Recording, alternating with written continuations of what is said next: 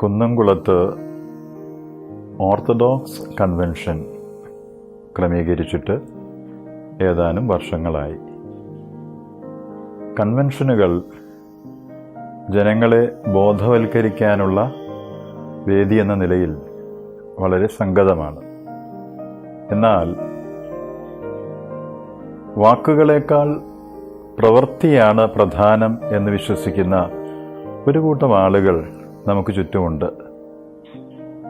വ്യക്തിപരമായ ഇഷ്ടാനിഷ്ടങ്ങൾ ഉള്ളതുകൊണ്ട് ആശയങ്ങളെ വ്യക്തമാക്കുന്നതിലും പ്രാവർത്തികമാക്കുന്നതിലും വ്യത്യാസങ്ങളുണ്ടാകാം.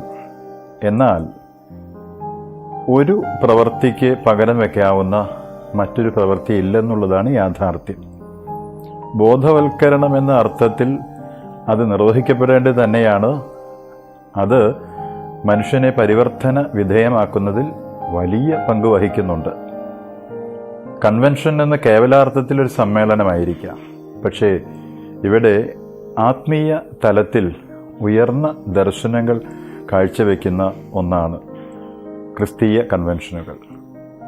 ആരാധനയിൽ വിശ്വാസികളെ പ്രബോധിപ്പിക്കാനുള്ള വളരെ പരിമിതമായ സമയക്രമമുണ്ട്. എന്നാൽ വിശാലമായ അർത്ഥത്തിൽ ജനങ്ങൾക്ക് ദിശാബോധം നൽകുവാനും ക്രൈസ്തവ ആദർശങ്ങൾ എങ്ങനെ പ്രായോഗികമാക്കണമെന്ന് വിശദമാക്കി കൊടുക്കുവാനും അവരെ പരിവർത്തനത്തിന് പ്രാപ്തരാക്കുവാനും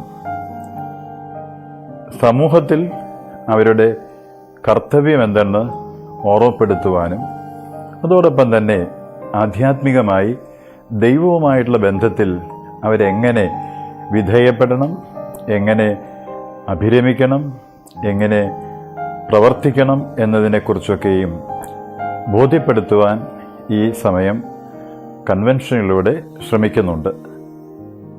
ഒരു മനുഷ്യൻ പ്രസംഗത്തെ അപലപിച്ചുകൊണ്ട് സംസാരിക്കുന്നത് കേൾക്കുകയുണ്ടായി.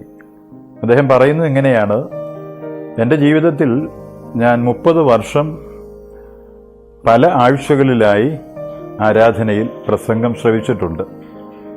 പക്ഷേ ഒരു പ്രസംഗം പോലും എൻ്റെ ഓർമ്മയിൽ തങ്ങി നിൽക്കുന്നില്ല. ഇങ്ങനെ വ്യർത്ഥമാണ് പ്രസംഗം എന്ന് പറയുന്നവരോട് നമുക്ക് എന്തു പറയാൻ കഴിയും?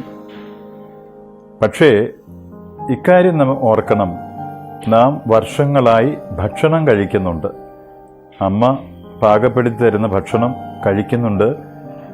ഒരു ഭക്ഷണത്തിൻ്റെയും രുചിക്കൂട്ടുകളോ രുചിയോ ഒന്നും ഇപ്പോൾ നാം ഓർക്കുന്നില്ലായിരിക്കാം. എന്നിരുന്നാലും ഒന്ന് നാം അറിയുന്നുണ്ട്: ആ ഭക്ഷണമാണ് എന്നെ ഈ നിലയിലെത്തിച്ചത്. ഇതുപോലെയാണ് ആത്മീയമായ പ്രബോധനങ്ങളാണ് നമ്മെ ഈ നിലയിൽ എത്തിക്കുന്നത്. ഒരു മനുഷ്യൻ അവൻ മനുഷ്യ നിലയിൽ നിന്ന് ദൈവീകനാവുക എന്ന വലിയ കർത്തവ്യത്തിലേക്ക് നമ്മെ നടത്തുവാൻ ഇങ്ങനെയുള്ള പ്രബോധനങ്ങൾ തീർച്ചയായിട്ടും സംഗതമാണ്, പ്രസക്തമാണ്.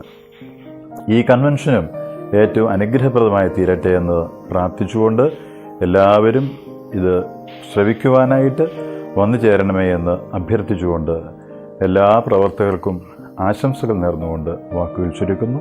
ദൈവം നിങ്ങളെല്ലാവരെയും വാഴ്ത്തി അനുഗ്രഹിക്കട്ടെ.